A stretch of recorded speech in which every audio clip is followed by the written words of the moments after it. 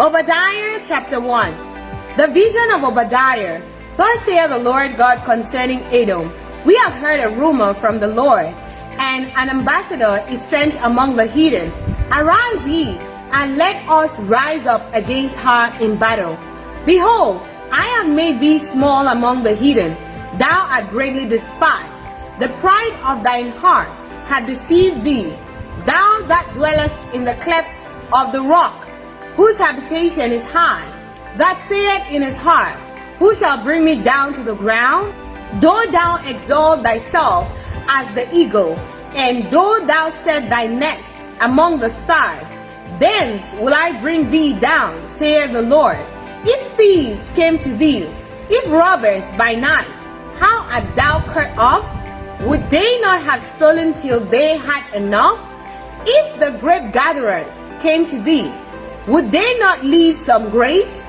How are the things of Esau searched out?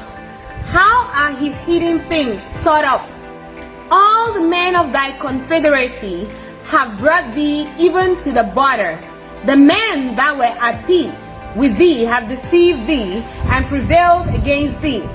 They that eat thy bread have laid a wound under thee. There is none understanding in him.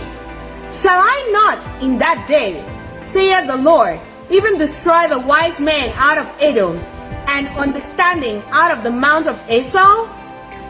And thy mighty men, O Teman, shall be dismayed, to the end that every one of the mounts of Esau may be cut off by slaughter. For thy violence against thy brother Jacob, shame shall cover thee, and thou shalt be cut off forever. In the day that thou stoodest on the other side, in the day that the strangers carried away captive his forces, and foreigners entered into his gates, and cast lots upon Jerusalem, even thou wast as one of them. But thou shouldest not have looked on the day of thy brother in the day that he became a stranger, neither shouldest thou have rejoiced over the children of Judah in the day of their destruction, neither shouldest thou have spoken proudly in the day of distress. Thou shouldest not have entered into the gate of my people in the day of their calamity. Yea, thou shouldest not have looked on their affliction in the day of their calamity, nor have laid hands on their substance in the day of their calamity. Neither shouldest thou have stood in the crossway to cut off those of his that did escape, neither shouldest thou have delivered up those of his that did remain in the day of distress. For the day of the Lord is near upon all the heathen. As thou hast done, it shall be done unto thee.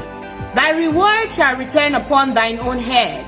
For as he hath drunk upon my holy mountain, so shall all the heathen drink continually. Yea, they shall drink, and they shall swallow down, and they shall be as though they had not been. But upon Mount Zion shall be deliverance, and there shall be holiness, and the house of Jacob shall possess their possessions. And the house of Jacob shall be a fire, and the house of Joseph a flame, and the house of Esau for stubble, and they shall kindle in them and devour them, and there shall not be any remaining of the house of Esau, for the Lord hath spoken it.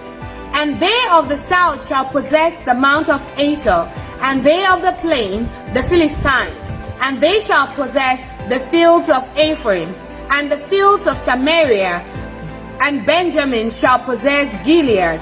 And the captivity of this host of the children of Israel shall possess that of the Canaanites, even unto Zarephath. And the captivity of Jerusalem, which is in Sepharad, shall possess the cities of the south. And saviors shall come up on Mount Zion to judge the mount of Esau, and the kingdom shall be the Lord's.